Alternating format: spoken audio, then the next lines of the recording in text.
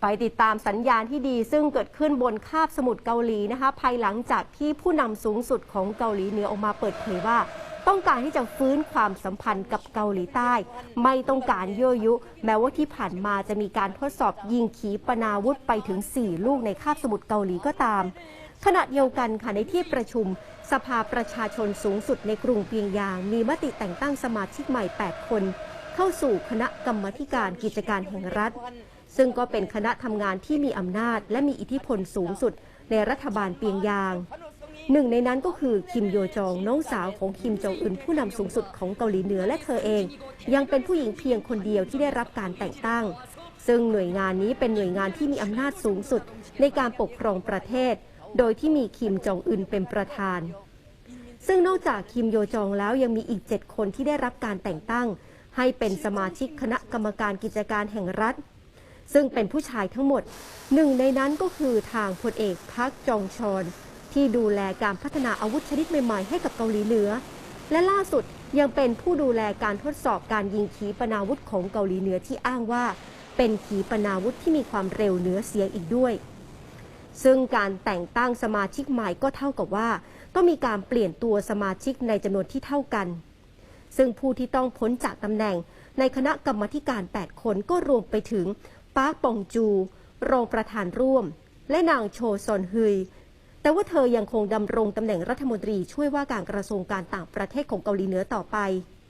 ขณะที่ตำแหน่งใหม่ของคิมโยจองทำให้มีการเพิ่มน้ำหนักข้อสันนิษฐานที่ว่าอาจจะเป็นการปูทางเพื่อให้เธอสืบทอดตำแหน่งต่อจากพี่ชายได้หากว่าเกิดอะไรขึ้นกับคิมจองอึนซึ่งถ้าหากเป็นเช่นนั้นจริงจะเป็นครั้งแรกในประวัติศาสตร์ที่ผู้นำสูงสุดของเกาหลีเหนือเป็นผู้หญิงค่ะขณะเดียวกันสำนักข่าวกลางของเกาหลีเหนือรายงานว่าคิมจองอึนผู้นำสูงสุดของเกาหลีเหนือได้ให้คำมั่นที่จะไปฟื้นฟูช่องทางสื่อสารข้ามพรมแดนกับเกาหลีใต้ตั้งแต่ตุลาคมนี้เป็นต้นไปโดยจะไปรื้อฟื้นโทรศัพท์สายด่วนหรือว่าฮอตไลน์ระหว่างเกาหลีเหนือและเกาหลีใต้เพื่อเป็นการสร้างสันติภาพบนคาบสมุทรเกาหลีท่ามกลางภาวะเศรษฐกิจที่ถดถอยอย่างรุนแรง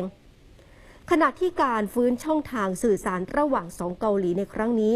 เกิดขึ้นท่ามกลางความสัมพันธ์ที่ตึงเครียดของทั้งสองประเทศโดยเกาหลีเหนือมีการทดสอบยิงขีปนาวุธอย่างน้อย4ลูกในเดือนนี้โดยช่องทางการสื่อสารที่ได้ถูกเปิดใช้งานครั้งแรกในรอบ13เดือนตั้งแต่กรกฎาคมที่ผ่านมาแต่ว่าถูกเกาหลีเหนือสั่งให้ยุติในเดือนสิงหาคมหลังจากที่สหรัฐและเกาหลีใต้มีการซ้อมรบร่วมกันแม้ว่าถูกคัดค้านจากเกาหลีเหนือกระทั่งมีการมาฟื้นช่องทางนี้อีกครั้งโดยคิมจองอึนได้กล่าวในระหว่างการประชุมสภาประชาชนสูงสุดที่เป็นองค์กรนิติบัญญัติสูงสุดโดยวิพากษ์วิจารณ์นโยบายที่เป็นปรปักษ์ของสหรัฐต่อเกาหลีเหนือและย้ำว่าการเจรจาระหว่างสหรัฐและเกาหลีเหนือด้านการปลดอาวุธนิวเคลียร์และการผ่อนปรนมาตรการคว่ำบาตรหยุดชะงักมาราว2 ปีแล้วแต่รัฐบาลสหรัฐภายใต้การนำของประธานาธิบดีโจไบเดนปฏิเสธว่าไม่ได้มีเจตนาจะเป็นศัตรูกับเกาหลีเหนือพร้อมยังบอกได้ว่าก็พร้อมที่จะไปพบปะกับผู้นำของเกาหลีเหนืออีกด้วยซึ่งเกาหลีเหนือไม่ได้มีเป้าหมายหรือเหตุผลที่จะไปยั่วยุเกาหลีใต้และไม่มีความคิดที่จะทำให้อันตรายเกิดขึ้นกับเกาหลีใต้เช่นเดียวกันโดยทั้งสองเกาหลีต้องการเห็นการฟื้นฟูความสัมพันธ์จากภาวะชะงักกันในปัจจุบันและสร้างความสงบสุขที่ยั่งยืนบนคาบสมุทรเกาหลีนี่คือคำกล่าวของคิมจองอึนค่ะ